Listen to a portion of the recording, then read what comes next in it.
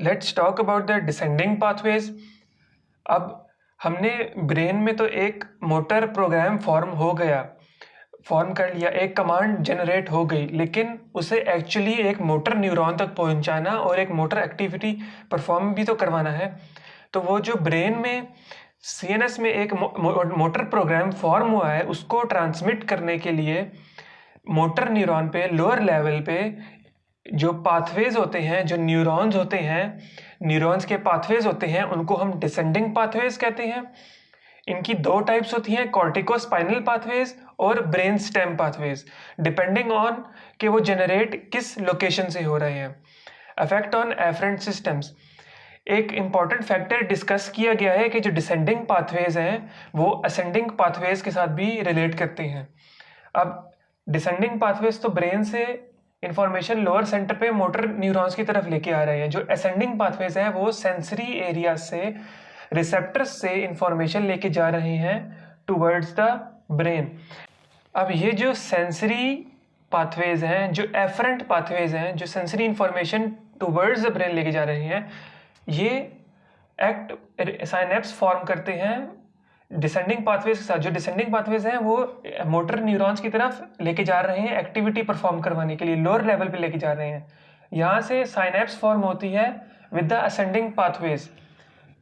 ये जो साइनेप्स होती हैं इनको हम कहते हैं प्री साइनेप्टिक साइनेप्स, और ये एफरेंट पाथवेज के साथ फॉर्म होती हैं। दूसरा जो साइनेप्सिस ये जो साइनेप्सिस फॉर्म हो रही हैं ये ब्रेन के बाहर हो रही हैं, सीएनएस के बाहर हो रही हैं। इसीलिए जो हम इन साइनेप्सिस को कह रहे हैं presynaptic synapsis, synapsis on the interneurons in ascending pathway. अब जो इंटर न्यूरॉन्स हैं इन असेंडिंग पाथवेज के, इनके जो इंटर न्यूरॉन्स इधर प्रेजेंट हैं। अब इंटर न्यूरॉन्स का हमें पता है कि मल्टीपल नर्व एंडिंग्स हैं, तो ये जो डिसेंडिंग पाथवेज हैं ये भी इनके साथ लिंक फॉर्म कर रहे हैं, रिलेट हो रहे हैं। इसका फंक्शन क्या है? इसका फंक्शन ये है कि जो डिसेंडिंग पाथवेज है वो एक्टिविटी के साथ साथ इसकी इनिबिशन या उसकी प्रोसेस को इन्हांस करने का, रेगुलेशन का इफेक्ट फॉर्म कर रहे हैं। पर्पस रेगुलेशन ऑफ एक्टिविटी कि ये जो मोटर एक्टिविटी हो रही है इससे जो कॉन्टिन्यूसली एक एफरेंट इंफॉर्मेशन रिसीव हो रही है, उस एक्टिविटी को हमने स्ट्रॉन्ग करना है या डिमिनिश कर देना है। कॉर्टिकोस्पाइनल पाथवे की अगर हम बात करें तो ये नाम से जाहिर हो रहा है, ओरिजिनेट हो रहे हैं सेरेब्रल कॉर्टेक्स में और जा रहे हैं स्पाइनल कॉर्ड तक। Originate in cerebral cortex and terminate in spinal cord. They are also called pyramidal tracts या पिरामिडल सिस्टम। ये नाम इनको इनकी शेप की बेसिस पे दिया गया है जो एक पिरामिडल फॉर्म की तरह होती हैं। Characteristics of corticospinal pathways. तीन मेन कैरेक्टरिस्टिक्स की बात की गई है कि ये एक तो ये पिरामिडल होते हैं, जो दूसरा ये डेक्सेशन होती है इनकी in front of medulla oblongata. जो मेडुला ऑब्लोंगेटा प्रेजेंट है उसके सामने ये डेक्सेट कर रहे होते हैं। डेक्सेट का मतलब क्रॉस कर रहे होते हैं। यूं जब ये क्रॉस कर रहे हैं तो इसका मतलब है कि जो right side of the brain है वो कंट्रोल करेगी लेफ्ट साइड के मसल्स को, और जो left side of the brain है वो कंट्रोल करेगा right side of the muscles.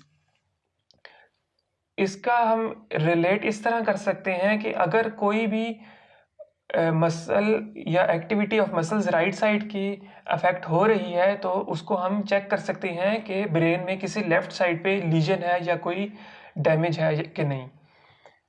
तीसरी के कैरेक्टरिस्टिक्स ये है कि ये कन्वर्जेंस की प्रॉपर्टी शो कर रहे हैं, convergence of many sensory motor neurons on single motor neuron.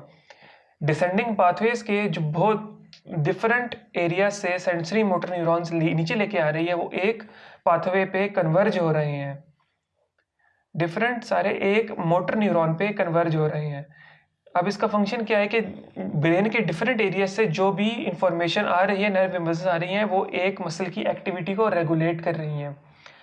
अब डिफरेंट एरिया से आएंगी। जो सिंगल मसल है ये एक बहुत ही फाइन टच के लिए यूज होगा। जो हमारा फाइन टच होता है वो बिल्कुल सिंगल मसल्स को अफेक्ट करता है, और जो कोर्स टच होता है जो एक जनरल ग्रुप ऑफ मसल्स को रेगुलेट करता है, उसकी एक्टिविटी करवाता है, वो हमारे डिफरेंट पाथवेज करवाते हैं।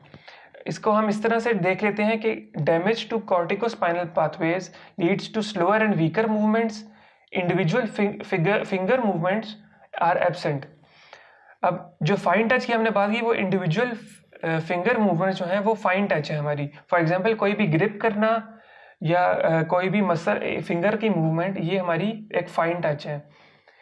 डिफ़िकल्ट टू रिलीज ग्रिप, जिसकी वजह से अगर कोई डैमेज होगा कॉर्टिकल स्पाइनल पाथवेज से, तो वो ग्रिप हमारी रिलीज करने में मुश्किल होगी। हमारा जो फाइन टच है, फाइन टच से फॉर एग्जांपल हम लिख भी रहे होते हैं, ये हमारा लिखना हमारा फाइन टच है, फाइन टच की वजह से हो रहा है, तो ये हमारी जो कॉर्टिकल स्पाइनल पाथवेज है वो इस चीज़ को डैमेज कर देते हैं और हमारी डेलिकेट मूवमेंट्स जो हैं वो नहीं हो सकती।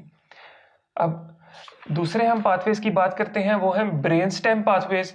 जो ब्रेन स्टेम पाथवेज है वो ओरिजिनेट हो रहे हैं ब्रेन स्टेम में। इनको हम एक्स्ट्रा पिरामिडल कह रहे हैं क्योंकि ये ऑब्वियसली पिरामिडल से डिफरेंट है।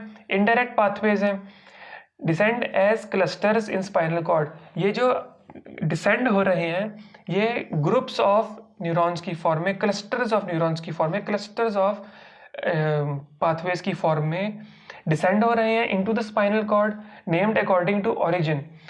For example vestibular spinal pathway. अब ये जिस न्यूक्लियस से ओरिजिन हो रहे हैं, वो न्यूक्लियस जो ब्रेन स्टेम में प्रेजेंट है उससे ओरिजिनेट हो रहे हैं, तो उसी के हिसाब से उसका नाम रखा गया है। फॉर एग्जांपल जो वेस्टिबुलर न्यूक्लियस है ब्रेन स्टेम के अंदर प्रेजेंट है, उससे जो पाथवे बन रहा है, जो न्यूरॉन्स निकल रहे हैं, उसको हम वेस्टिबुलर स्पाइनल पाथवे कह रहे हैं। Function of brain stem pathways, coordination of large muscle groups. दूसरे पाथवेज में कॉर्टिकोस्पाइनल पाथवे से हमने बात की कि वो सिंगल मसल मूवमेंट्स को, फाइन टच को, हम डेलिकेट मूवमेंट्स को अफेक्ट कर रहा है।